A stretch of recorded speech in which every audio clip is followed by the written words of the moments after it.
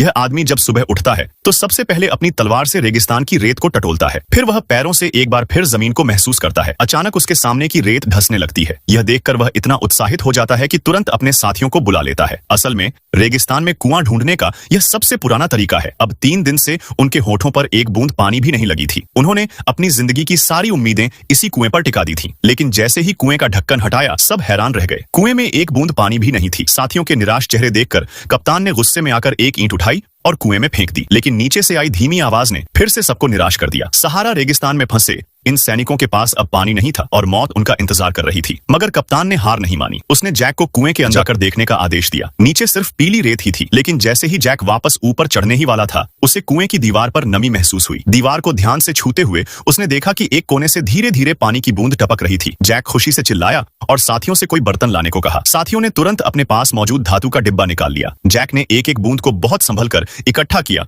और बक्से में डाल दिया। पानी भले ही कम था, लेकिन यह 9 लोगों की टीम की जिंदगी से जुड़ा हुआ था। कप्तान ने तुरंत और बर्तन मंगवाए। घंटों की मेहनत के बाद आखिरकार 2 लंच बॉक्स पानी से भर गए। अब जैक ने अपने साथियों से कहा कि बहुत संभल कर रहना होगा। सभी की प्यास भले ही चरम पर थी, लेकिन कप्तान ने सख्ती से नियम बनाए कि हर कोई बस 3 घूंट ही पी सकता है। 3 दिन से सूखे हुए यह सैनिक अब बारिश से भीगी घास की तरह लग रहे थे। पानी कम था, लेकिन यह सोल्जर्स के लिए जीने की उम्मीद बन गया।